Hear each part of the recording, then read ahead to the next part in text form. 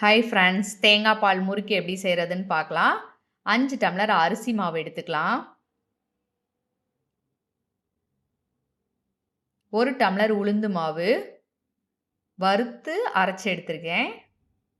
1 tumbler பொட்டுக்கடலை மாவு அதையும் வறுத்து மிக்சியில் அரைச்சி எடுத்திருக்கேன். ஒரு தேங்காய் உடைச்சி எடுத்து வச்சுருக்கேன். அதையும் நல்லா துருவிட்டு மிக்சியில் அரைச்சி தேங்காய் பால் எடுத்து வச்சிடலாம்.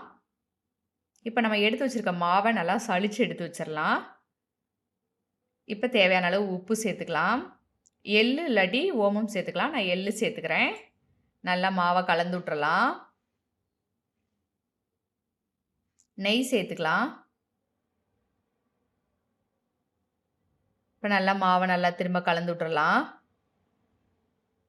இப்போ தேங்காய் பால் கொஞ்சம் கொஞ்சமாக சேர்த்து பிசையலாம் மாவை.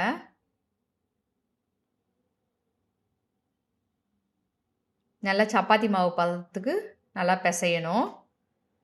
இப்போ நல்லா மாவு பிசைஞ்சு வச்சாச்சு. ஒரு 10 நிமிஷம் அப்படியே இருக்கட்டும் மாவு.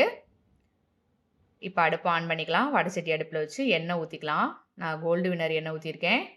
இப்போ 2 பிளேட் வச்சு எண்ணெய் காயட்டும். 2 பிளேட் வச்சு நெய் தடவி முறுக்கு கொழாலையெல்லாம் நெய் தடவிக்கிறேன்.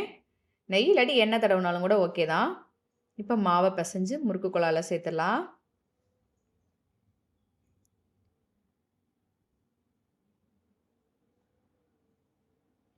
இப்போ அந்த 2 தட்டு எடுத்து வச்சுருக்கோம் இல்லையா, அதில் நல்லா புழிஞ்சுக்கலாம். சின்ன சின்னதாகவே போட்டுக்கலாம். பிளேட்டும் சின்னது தான். இப்போ எண்ணெய் நல்லா காஞ்சிருச்சு. நல்லா ஓரமாக போட்டுடலாம்.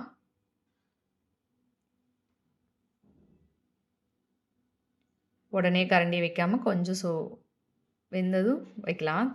ஒரு திருப்பி போட்டுட்டு எடுத்துடலாம். லைட்டாக செவந்தாலே போதும்.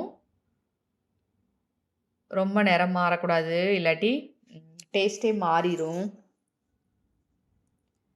அதே மாதிரியே திரும்பவும் புழிஞ்சு போட்டுக்கலாம்.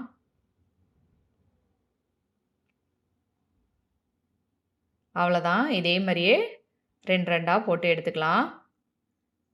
எண்ணெயில் போடும்போது பார்த்து மெதுவாக போடணும். ஒரு திருப்பிட்டு எடுத்துடலாம். நல்லா வெந்துருச்சு முறுக்கு. இதே மாதிரி இருக்கிற மாவில் எல்லாத்துலேயும் முறுக்கு புழிஞ்சிடலாம்.